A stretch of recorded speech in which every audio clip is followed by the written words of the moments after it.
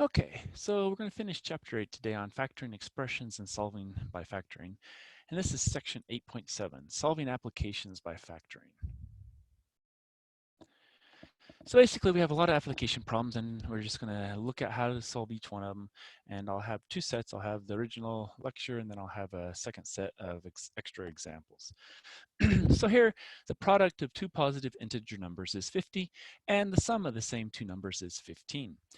Find the numbers. So what we need to have is we have two numbers. So let's let x equal one number and let's let y equal other number. All right, so how do we do this? Well, it says the product of them is 50. So if we take x times y, that's going to be equal to 50. And then it says the sum of the same two numbers is 15. So if we take x plus y, that's going to be equal to 15. Now what I'm going to do is I'm going to solve for one of these variables here and plug the equation for whatever it is. If I solve for x, I'll plug that in for x, and if I solve for y, I'll plug that in for y into the first one. So if I solve for x, I'm going to subtract y on both sides, so it's going to be a minus y plus 15. So now I can take this piece and plug that back into here, and I'll have minus y, there should be a minus there, and then plus 15 times y, and that's equal to 50. So now I'm going to distribute here, and I'll have a minus y squared plus 15y equals 50. Now I'm going to take everything to the right side, that way I'll have a positive y squared, so I'll add y squared, subtract 15y, add y squared minus 15y, and so that gives me 0 equals y squared minus 15y plus 50. Now what I need to do is I need to factor this trinomial. So factoring that, and that equals 0 still, I'll have a y and a y. Now to get the negative here and a positive here, I'll have a negative and a negative. Now what two factors make 50 but add to 15? Well, if I take a 10 times 5, that's 50, and 10 plus 5 is 15. So those are going to be my two values.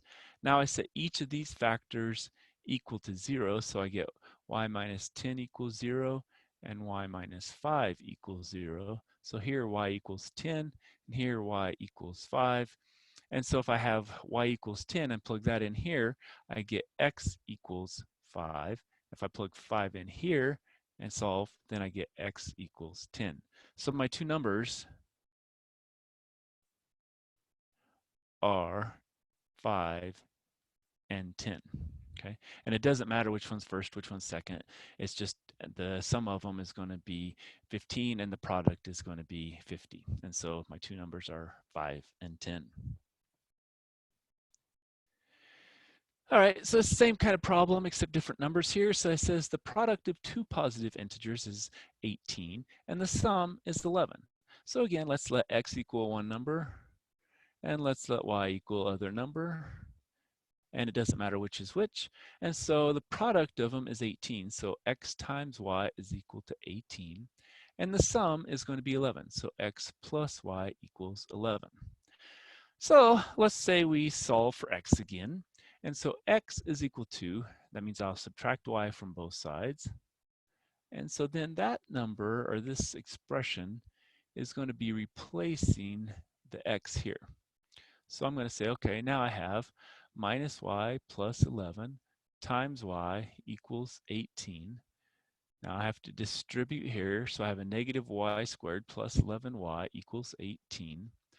Now I'm going to add everything to the other side, or take it to the other side, so I'll add y squared, subtract 11y, add y squared, subtract 11y. So when I do that, I get 0 equals y squared minus 11y plus 18. And now I have to factor this such that we have a y and a y. And again, we have a plus here and a minus here, so that means a minus and a minus.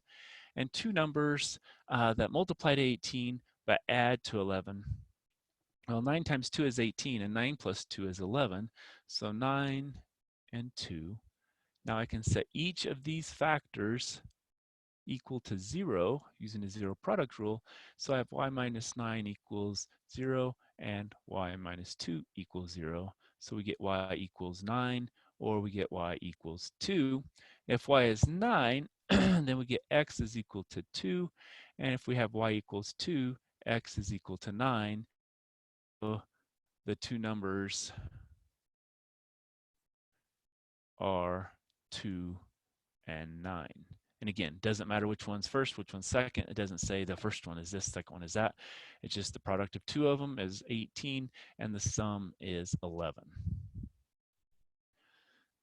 Now we have one where we have to figure out a rectangle. And so first thing before I do anything, I'm going to draw a rectangle so then I can label it as I read. So it says the length of a rectangle is 6 inches longer than it is wide. Well, if I say W is how wide it is, length is 6 inches longer, W plus 6, that's going to be my labeling. Now it says the area is 160 square inches, and then what are the dimensions of the rectangle? Well, okay, what do you have? Well, area is 160 inches square. So how do we find area? Well, we take the length times the width. So W plus 6 times W is equal to the area, which is 160. Now I'm going to rainbow that, so it gives me W squared plus 6W equals 160. Now this time I've got W squared over here positive, so let's subtract 160 from both sides. So I get W squared and plus 6W minus 160 equals 0. Okay, so now I have to think about what two things multiply to give me 160, but then when you add them, you get 6. Well, what I'm going to see is I'm going to have a W and a W. One's going to be plus, one's going to be minus, and so we're going to take the larger minus the smaller. So 160 is going to be, if you take 10 times 16, that automatically is the first one I'm going to try because I have a factor of 10 here I can do. So 10 and 16 multiply to 160, and if you subtract them, larger minus the smaller, that gives me 6. So it's going to be plus 16 and minus 10. Now, if you couldn't think about which ones would do it, what you could do is you could go ahead and break it down 1 and 160, 2 and 80, and then all the way down until you got to the 10 and 16, and just try them as you go down. But again, what I'm going to do is maybe I would factor them all first and then get to the ones that are closest to each other and start there, and then I would get to that one a lot quicker going that direction. So now I set both of those factors equal to 0. W minus 10 equals 0, and W minus 16 equals 0. So W equals 16, or oops, minus 16. That's a plus. And W equals 10. Now these are inches. So inches and inches. Now does a negative 16 inches make sense? No, it doesn't. So we throw out that one. We only have a positive. So we have a W is equal to 10. Well, if this is 10, what does that mean that this is equal to? Well, 10 plus 6 is 16. So the length is 16 inches, okay? And so my width and my length, and does that make sense? Well, 16 times 10 is 160, so that does make sense as far as my area goes based on the length and the width there. All right, what do we have another one of those? So we have, in this case, the length of the rectangle is 7 inches longer than it is wide. So we're going to do the same kind of thing. We're going to say, well, that's width, and this is width plus 7. Now this time it says the area is equal to 98 inches square.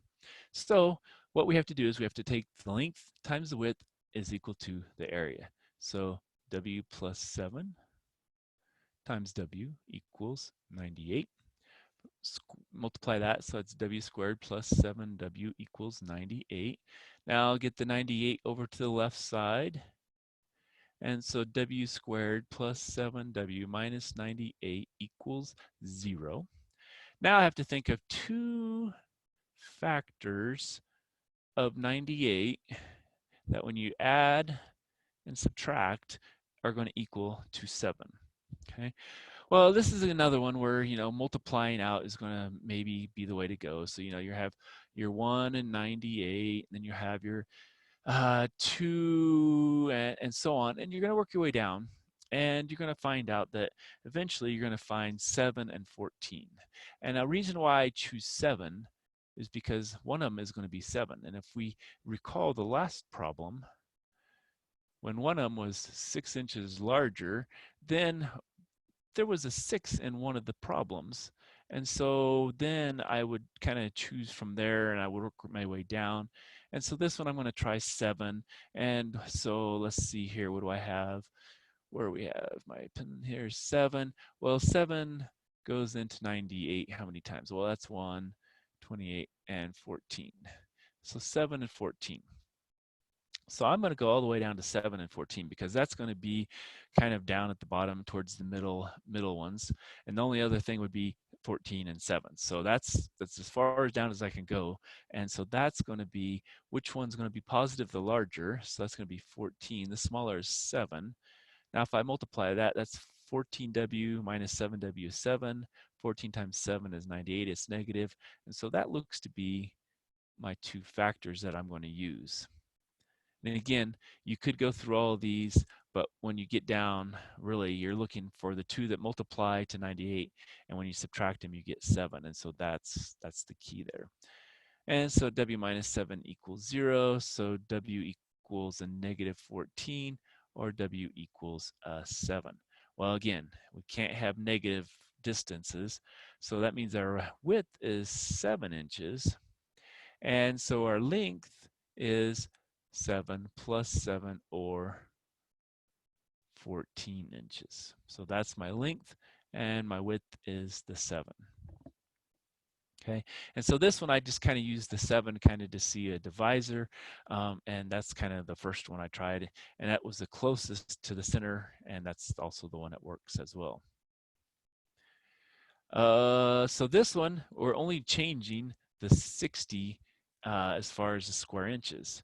So what do we do there? Well, we're going to again have a W and a W plus 7. And so that's going to be area is equal to 60 this time. So we'll take W plus 7 times W equals 60. Multiply that out. That's W squared plus 7W equals 60. Now you get to subtract 60 from both sides. And so W squared plus 7W minus 60 equals 0. So now we think about, factors of 60 that are going to be multiplied together give us 60, but when we subtract them, we get the 10.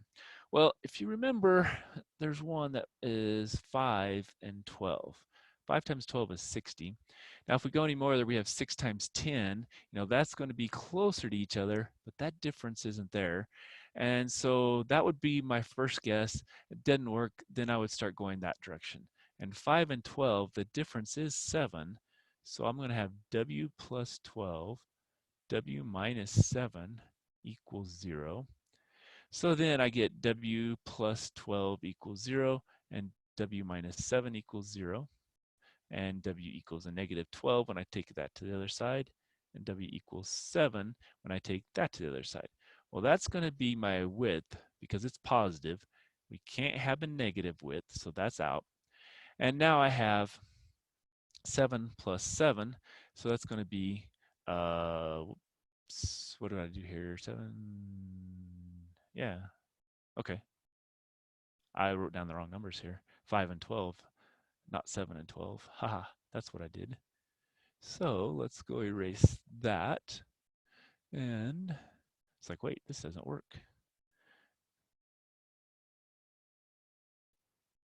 So that was supposed to be a 5 and a 5 and a 5. So that makes more sense because I was like, well, that didn't add to 12. So now 5 plus 7 is 12. So my length is 12 inches. And then 12 times 5 is 60. And so that gets me my square inches of 60 square inches. So you have to be sure to remember to write down the right number here and use the same one there. All right, so this one is a little more complex, it looks like. So we have a rocket is launched at t equals 0 seconds. its height in feet above sea level as a function of time is given by h of t, and that equals a negative 16t squared plus 64t plus 192.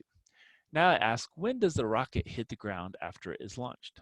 Well, what's going to be the height when it hits the ground? Well, the height is going to be equal to 0. And so that's going to be 0. And so we need to solve for t. So what we do is we say, well, 0 equals negative 16t squared, and then plus 64t plus 192. Okay. Well, now the key thing is 16, is it a factor of all those? Well, 16 times 4 is 64. What about 16 into 192? Well, that's going to be a 1, that's 16, that's 32, so that's a 12. So what I can do is I can factor out a negative 16 here to make things easier. So that's a t squared, and then that's going to be a minus 4t, and that's going to be a minus 12. Now I divide both sides by negative 16. And so I get 0 equals t squared minus here, and then that's a 4t minus 12. So now I need to factor this to see what the times are, okay? So we have a t and a plus and a minus. The larger one's going to be minus because that's our middle term. So what two factors of 12 are going to be equal to multiply to 12 but subtract to give us 4? Well, 6 and 2 multiply, and 6 minus 2 is 4. So 6 and 2 are going to be my two factors. So if I set those equal to 0, then here we get t equals 6, and here we get t equals a minus 2. Well, does a time of minus 2 make sense if you've launched it and then it's going to go so far and it's going to be, going up and then come back down and hit the ground? Well, that one doesn't make sense. So it looks like t equals 6 seconds is going to be our solution. So we're going to launch it here, and 6 seconds later it's going to hit the ground, and that's going to be where the height is equal to 0. So it sounds like it minus 2 is over here, so that means we didn't launch from a height of 0. We launched at a height higher than that, and when we shot, then we came back down and we hit down here at 0 height at 6 seconds. All right, so here we have a profit for a certain commodity N, where N is in units, is given by the function P of N is equal to, and then we have this minus 25N squared plus 325N plus 750. So at the break-even point, the profit is 0. So the 0 is here if we have a break-even. So that's P of N equals 0. And what we're supposed to do is find the number of units where the break-even point is located. That is, find N where P of N equals 0. So what we want to do is we want to set this side of the equation equal to 0 and then factor. So we're going to have 0 equals negative 25N squared plus 325N plus 750. All right. So again, I see each one of those has a factor of 25. So I can factor out the negative 25 so I can get N squared here. And then it's going to be a minus something. Well, how many times does 325, 25 go into 325? Well, it goes in 1, that's 25. Then we have a 75, that goes in 3, so that should be a 13. And so it's going to be a minus 13N. And then it's going to be another negative, and so 75 or 750 divided by 25, well, that's going to be 30, so that's going to be minus 30. And so again, we're going to divide both sides by negative 25 because we want to get rid of that. So 0 equals N squared minus 13N minus 30. So practicing our factoring again, we get an N and an N, a plus and a minus. The larger one is going to be the negative. So what two factors of 30 subtract to give N? Well, if we think about that, we're going to have 1 and 30, that's difference is 29. 2 and 15, that's 30. 15 minus 2 is 13. So there is where we want to go. We could have gone 3 and 10, and that's the last one, but then we don't have what we need. So 15 is going to be negative. The 2 is going to be positive. So now we set each of those equal to 0. N plus 2 equals 0, and n minus 15 equals 0. So n is equal to a negative 2, or n is equal to 15. And these are units of stuff we're going to produce. Well, we can't make a negative 2 units, so that one is gone. And so it looks like we're going to produce n is equal to 15 units. And that's going to be our break-even point to this profit being 0. Okay, so that's going to be our break-even point. All right, so that's all I have for the lecture. I'll go make some more for the extra set of examples.